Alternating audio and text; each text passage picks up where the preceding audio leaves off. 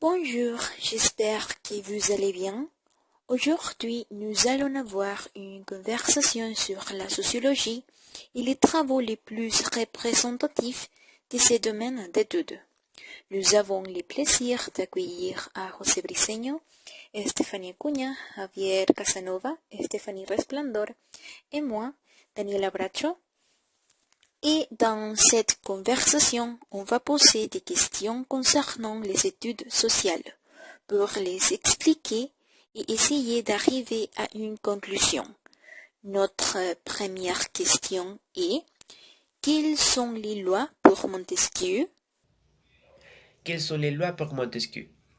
Premièrement, l'esprit des lois est un traité de théorie politique qui part sur les différentes formes de gouvernement et sa relation avec la société, l'éducation, la religion, etc.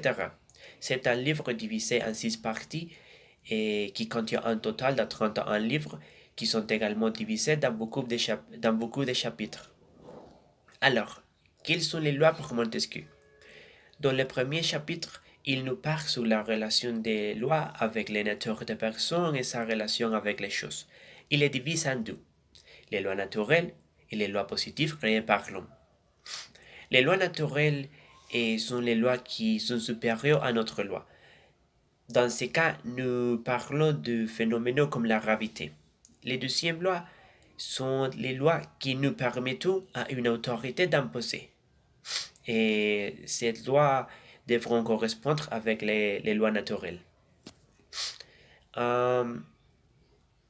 Montesquieu nous parle sur les différentes formes de gouvernement. Il les divise en trois. La République, dont le centre de pouvoir peut être les personnes dans les villes, ou les familles nobles. Les premiers seraient la démocratie et les deuxièmes seraient l'aristocratie. Aussi, Montesquieu nous parle sur la monarchie, dont le centre de pouvoir est du prince. Et plus important pour l'idée centrale dans le livre, et nous avons trouvé le despotisme, une forme de gouvernement dans laquelle le pouvoir est seulement d'une personne qui ne se soucie pas des lois. À mon avis, le principal thème dans le livre est la balance et le juste usage du pouvoir que l'homme a. La question suivante est: comment se fait-il que les êtres humains créent la vie en société? Selon la construction sociale de la réalité écrite par Peter Berger et Thomas Luckmann, l'individu vit sa réalité quotidienne à travers des schémas de pensée adaptés à la réalité sociale. La réalité sociale est une institution qui est née de la répétition, et donc une répétition répétée par un individu devient une habitude, et une habitude observée par un autre individu devient une institution, qu'on peut définir plus simplement comme une structure durable qui contribue à l'organisation de la société.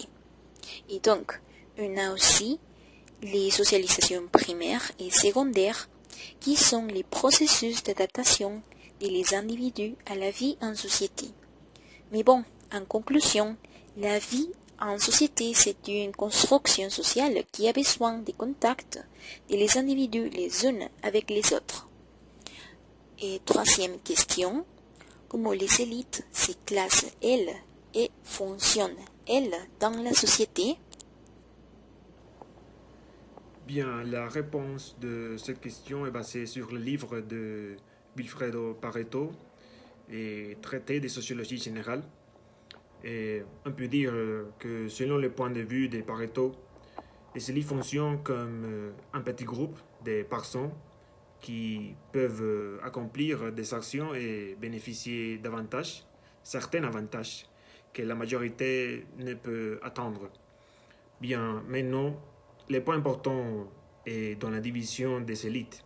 Il y a des élites politiques et des élites sociales. Les élites sociales, on peut dire que jouent leur rôle de groupe, qui profitent mais ne manifestent pas de pouvoir majeur sur les autres. D'autre part, les élites politiques sont chargées d'agir et en tant que dirigeant de la société. Et Pareto établit deux types d'élites politiques, celles qui gouvernent par la force et les autres qui gouvernent par la ruse. La démocratie et la diplomatie jouent un rôle important pour les élites politiques qui gouvernent par la ruse car des actes et messages élaborés de manière stratégique et ils peuvent remplir efficacement leurs fonctions. En revanche, les élites politiques qui gouvernent par la force utilisent les pouvoirs militaires ou policiers pour mener bien leurs tâches. Pareto différencie les deux élites politiques par une analogie intéressante, comparant le lion et sa force au renard et sa ruse. Il est important de garder à l'esprit la distinction entre l'élite sociale et les élites politiques. Ils représentent des similitudes, mais la manière dont ils peuvent influencer la société peut varier considérablement en termes des méthodes utilisées ainsi que l'ampleur de cette influence. La question suivante est: quelle est la cause du suicide selon Émile Durkheim? Selon Durkheim, le suicide c'est un phénomène social et il dit que la thèse de suicide est relativement stable. Par exemple, en France, la thèse de suicide c'est entre 10 et 20 personnes pour 1000 habitants. Et pourquoi le suicide c'est un phénomène social? Parce que la personne c'est très fragile. Bien. Durkheim trouve que le suicide est divisé en 4 types. Le premier type, c'est le suicide égoïste. Le deuxième type, c'est le suicide altruiste. Le suicide altruiste, c'est quand la personne est capable de sacrifier sa vie pour les autres. Le troisième suicide, ou le troisième type, c'est le suicide anomique. Et c'est quand la personne sent frustration extrême. Et le quatrième et dernier suicide, c'est le suicide du fataliste. Bien. La question suivante, c'est: qu'est-ce que le darwinisme social? D'accord. Qu'est-ce que le darwinisme social? D'accord. Le darwinisme social est fondé sur l'application de la théorie de l'évolution de Darwin dans la sociologie. D'accord. Sur ces sujets parle Herbert Spencer dans son livre Les premiers principes. Il dit essentiellement que l'évolution permet de comprendre tout. D'accord. Il explique qu'on peut voir la société comme un organisme vivant et donc la société évolue. D'accord? Tout dans la société s'organise par la sélection naturelle et les personnes sont spécialisées en différentes choses, en différentes fonctions. Et enfin, la société est divisée dans différentes classes. Alors, la société s'est améliorée en éliminant tous les individus les moins adaptés à son milieu de vie. Et les problèmes avec le darwinisme social est que la théorie peut être considérée comme une justification de l'inégalité sociale. Et bon, c'est essentiellement tout sur le livre. Alors, suivante question. Prochaine question, pardon. Qu'est-ce que l'hégémonie culturelle? Pour commencer, l'hégémonie est la manière dont une classe sociale parvient à exercer sa domination sur les autres. L'hégémonie culturelle explique que le groupe social dominant a acquis sa domination en propageant ses croyances et ses pratiques. Dans la société tout entière, dans le détail, la diffusion de la culture dominante passe par plusieurs canaux. Par exemple, l'Église et les partis politiques, etc., sont des foyers culturels dont les pouvoirs bourgeois se servent pour maintenir son hégémonie et pour produire la culture diffusée par ces foyers. C'est la fonction des intellectuels. Gramsci affirme plus généralement que chaque classe sociale sécrète ses intellectuels. Et en ayant ses propres intellectuels, une classe sociale peut prendre conscience de son identité.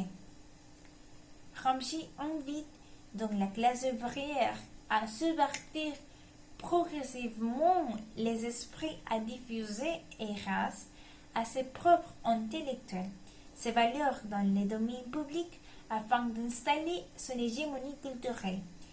C'est ce qu'il appelle la révolution passive. Comment le consumérisme a-t-il affecté la vie aujourd'hui? Bon, pour répondre à cette question, nous devons consulter les livres La société de consommation de Jean Baudrillard. Et ces livres parlent de notre nouveau mode de vie. Aujourd'hui, nous sommes consuméristes. Mais ça signifie que nous valorisons la consommation, c'est-à-dire le fait de nous servir des biens et des services. Et nous valorisons cela parce que nous sommes persuadés que plus nous consommons des biens et des services, plus nous serons heureux. Selon Baudrillard, nous sommes les hommes les plus riches de l'histoire, mais nous ne sommes pas les plus heureux. Et cela arrive parce que l'utilité d'un objet ne se résume pas à remplir une fonction et pour nos consommateurs à satisfaire un besoin objectif, mais à échanger des signes qui manifestent leur statut social. Et bon, les publicitaires ont compris cela et ils manipulent les consommateurs en les invitant à enrichir leur identité à travers des biens matériels. Hannah Arendt a expliqué Et huitième comme question, caractériser quelle est le l'importance totalitarisme. de l'acte de donner? C'est un phénomène de masse. Quelle est la Il définit pertinence aujourd'hui les des masses. idées avancées par Bourdieu dans la distinction? Les idées proposées par Bourdieu dans la distinction sont plus importantes aujourd'hui parce qu'il explique que notre structure de société se concerne avec notre goût et perception. Alors, la première chose est l'espace social. Il indique les différents domaines où les personnes se rapportent et s'identifient. Les différentes positions qu'ils s'occupent dans la société, comme en la religion, l'éducation, et la politique, etc. Tout ça. Et comme c'est vrai, une vision générale et une perception sur le monde. Les habitudes par Bourdieu sont des perceptions que nous avons sur les positions que chaque personne occupe et la valeur qui nous donne à sa position. Par exemple, la perception de la position de deux personnes dans le même travail est différente en concordance avec l'action qu'ils font, c'est-à-dire la quantité. Et ce concept est relevant aujourd'hui parce que la relation que les classes sociales ont avec la manière en que chaque personne est valorisée a une influence avec la perception de soi. Et aussi, avec les formes en qui nous parlons avec l'autre, des choses qui nous parlons, des lieux que nous visitons, de la forme en qui nous habillons, etc. Et la différenciation entre, par exemple, Resplendeur et moi est peut-être très grande ou très petite, selon la perception et la valeur que chaque représente par contre. Qu'est-ce que la loi des trois états? La loi des trois états est une théorie développée par Auguste Comte dans son livre Les cœurs de philosophie positive. Ce livre étudie les connaissances scientifiques à partir de la perspective philosophique. C'est très intéressant parce qu'en général, les sociologues étudient plus les formes politiques et choses comme ça. Et maintenant, qu'est-ce que la loi des trois états? Ces théories expliquent le développement de la pensée humaine. Selon Comte, et ce processus se produit à travers des trois états. Le premier est l'état théologique. Et, et l'esprit étudie les premières natures des choses et la finalité de les mêmes. Les phénomènes sont représentés comme le résultat de l'action durée et des agents surnaturels. Le deuxième état est la métaphysique, qui essentiellement est le même système que le théologique, mais désigne les forces abstraites à la place de le phénomène surnaturel. Et par exemple, les concepts de force en la physique. Les, les, les trois états et les positifs. Dans ce cas, l'esprit renonce à chercher l'origine et la fin de les choses. Et donc, l'idée centrale est la description des vrais phénomènes.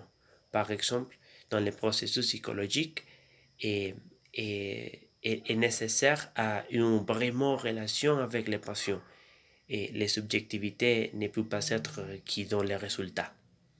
La question suivante est: pourquoi la classe loisir est-elle particulièrement distinguée?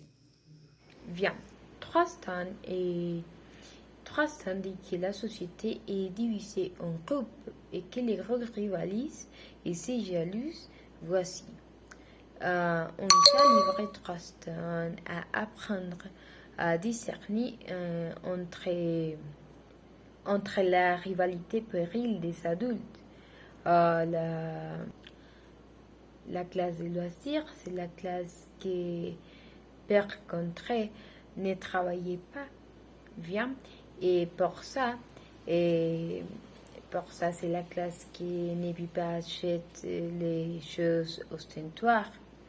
Et les valeurs de la classe des loisirs, c'est l'honneur. Et bien. Et la question suivante, c'est qu'est-ce que l'éthique protestante? D'accord. Qu'est-ce que l'éthique protestante? D'accord. Sur ce sujet, par Max Weber, je crois que c'est par les Max Weber, et c'est son idée. Il parle sur ça dans son livre qui s'appelle l'éthique protestante et l'esprit du capitalisme. Et pour être franc, je n'ai compris pas ce livre. D'accord? Il parle sur la relation politique-religion avec la conduite humaine. Il explique le capitalisme par des valeurs religieuses.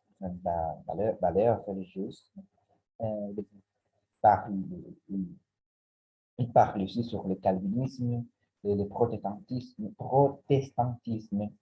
Et il dit que le protestantisme, c'est l'origine de la mentalité capitaliste moderne. Il dit que l'esprit protestant est fondé sur la prédestination et choses comme ça. Enfin, je n'ai compris pas quelle est l'idée centrale de ce livre. J'ai seulement entendu qu'il parle sur sociologie, sur la société, sur la religion et sur le capitalisme. Mais certainement que non, je n'ai compris pas pourquoi. D'accord, je suis désolé, c'est tout. Et prochaine question. La prochaine question est: quelles sont les caractéristiques du totalitarisme? Hannah Arendt a expliqué comme caractériser le totalitarisme. C'est un phénomène de masse. Elle définit les masses comme des groupes de ces structures et amorphes. Et c'est le capitalisme qui rend possible la transformation du peuple en masse, en détruisant les solidarités traditionnelles sur le plan psychologique, les masses n'ont pas les croyances fortes et elles sont confuses de leur incapacité à accepter l'idéologie et à la mettre en pratique. Autre caractéristique, c'est un discours fataliste et dans sa structure et son fonctionnement, il forme une communauté organisée, spécifiquement pour des d'initiation. Et dernière caractéristique, le totalitarisme plonge la société dans ce qu'Anna Arendt appelle le désolation. Et ces concepts signifient la terreur, la emprise idéologique et la prévalence de masse. Isolent l'individu d'une manière inédite.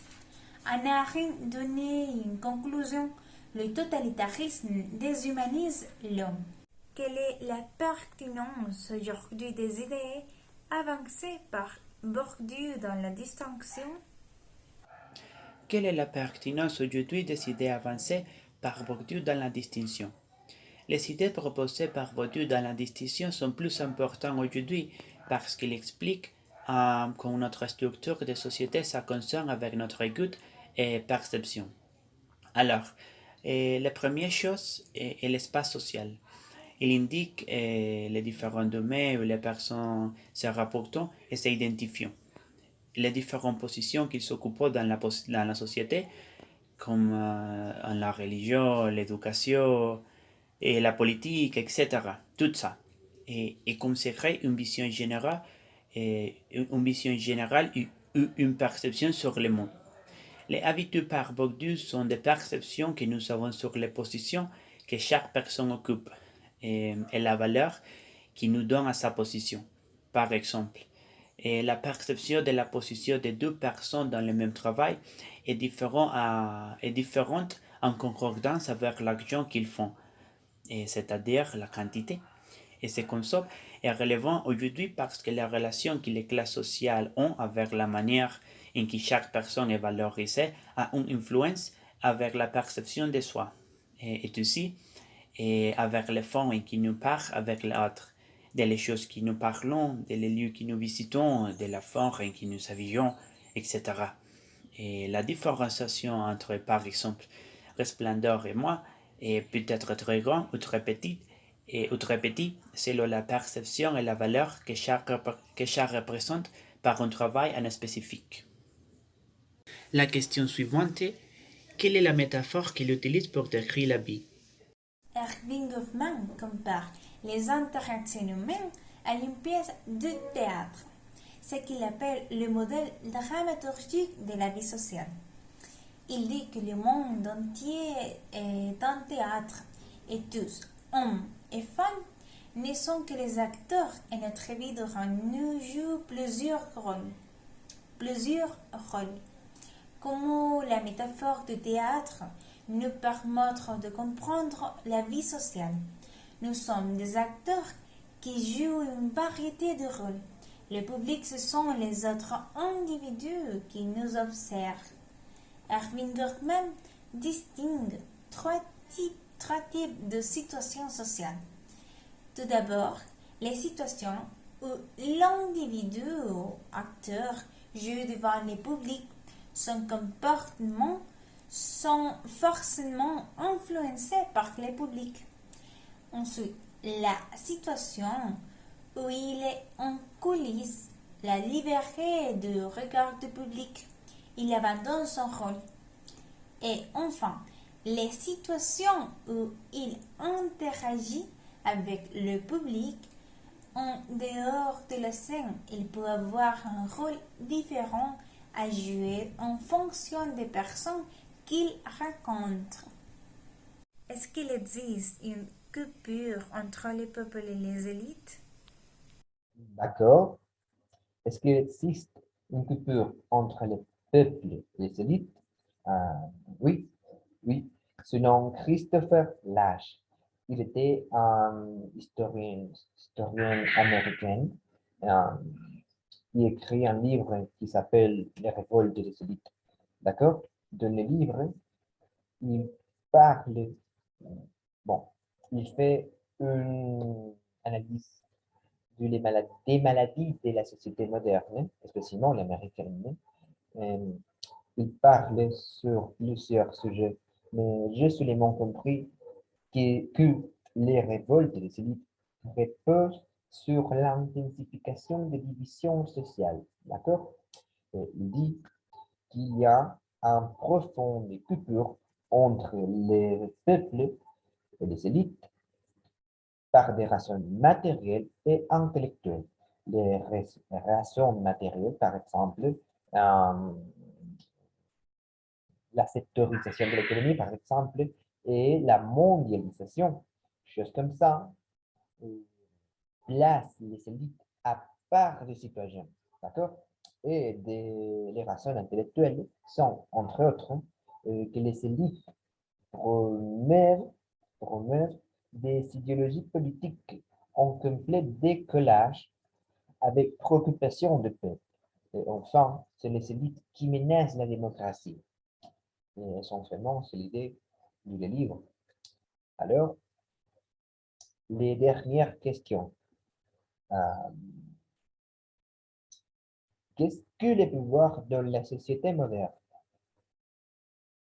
Mais bon, pour répondre à cette question, Michel Foucault, dans son livre Surveiller et punir, pour lui, les pouvoirs restent sur la discipline, c'est-à-dire les règles de conduite dictées par l'autorité. Et donc, le système punitif aujourd'hui présuppose une nouvelle conception du pouvoir dans laquelle il tente de normaliser certains comportements. Donc, il s'agit des micro-pouvoirs qui sont exercés par certains individus, comme les parents, les professeurs et les médecins, etc., et par certaines institutions, comme les écoles, les asiles et les prisons, entre autres. En d'autres termes, les pouvoirs s'exercent par les conditionnements. Alors, cette nouvelle forme de pouvoir fait de l'individu son propre censeur. Quel est le point de vue de Tocqueville sur l'individualisme? Tocqueville part sur l'individualisme dans ce livre intitulé De la démocratie en Amérique. Alors, il explique comme la démocratie est l'effort de gouvernement qui permet les bonnes relations entre les personnes. Il n'est pas obligatoire et contrairement à l'aristocratie, ils devront créer des liens positifs et véritablement humains dans les sociétés. Maintenant, l'individualisme mentionné est trouvé quand les personnes cherchent seulement son accommodation entre les choses matérielles. Et c'est le Tocqueville, ces situations créent la médiocrité dans l'homme. Et pendant qu'il pense qu'il est indépendant, ce n'est pas la vérité. En fait, l'homme est plus dépendant de les différentes formes d'État. L'individualisme gendre, c'est le Tocqueville, est un type même faible, caractérisé par la modération, mais sans vertu ni courage. L'individualisme est un état naturel, c'est le Tocqueville, mais quand il est lié à l'égalité des conditions, il éveille une soif insatiable de commodités matérielles. D'accord. Qu'est-ce que le capitalisme? Alors, le capitalisme, c'est un nom très connu aujourd'hui. Beaucoup de personnes, beaucoup d'auteurs sont théorisés sur le capitalisme, mais probablement les plus connus et les plus influents, c'est Karl Marx dans son livre Le Capital. D'accord? Dans le livre, il parle de l'économie et politique, essentiellement.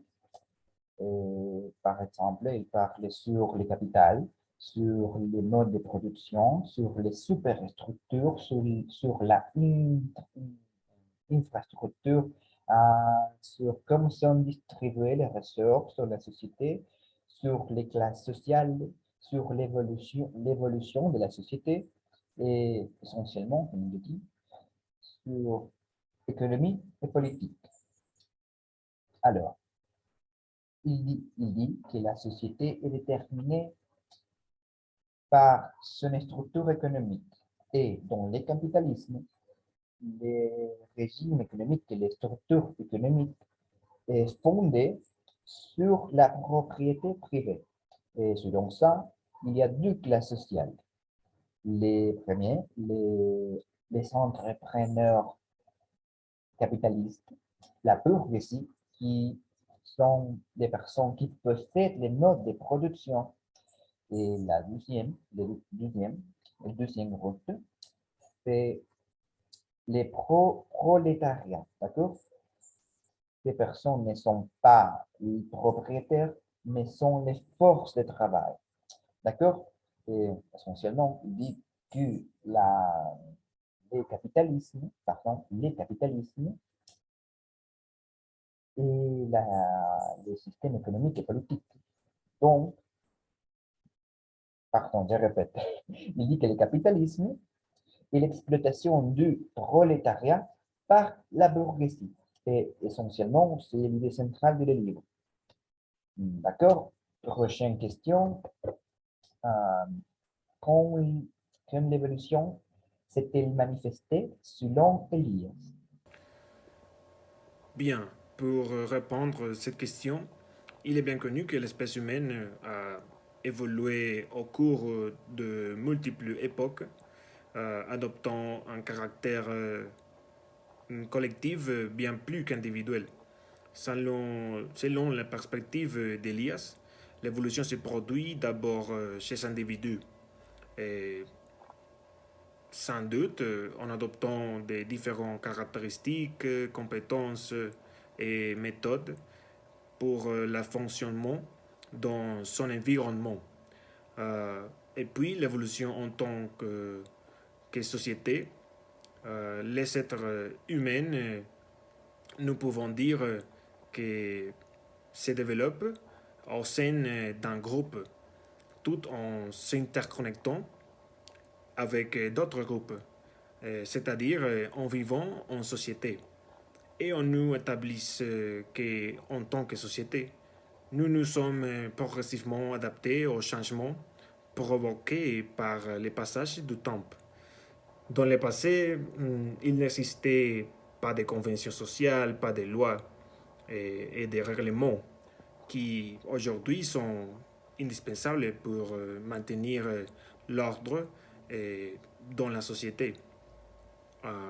Bien que nous ayons été primitifs et que ce soit l'origine de notre espèce, nous savons aujourd'hui assimiler d'autres méthodes et comportements qui continueront à avoir des adaptations en fonction des époques. Pour reprendre les mots d'Elias, nous avons appris à nous contrôler et nous sommes donc devenus une société civilisée. Selon George Simmel, l'argent c'est très important parce que c'est une forme de la civilisation. Sans l'argent, c'est très difficile pour nous comprendre le monde parce que l'argent c'est une forme d'établir la relation entre l'homme et entre l'homme et les choses. Et bien, parce que c'est très difficile pour nous acheter les choses sans l'argent. Bien, et pour ça c'est très important. Et sur ce, nous terminons ce débat de sociologie et merci beaucoup pour votre attention.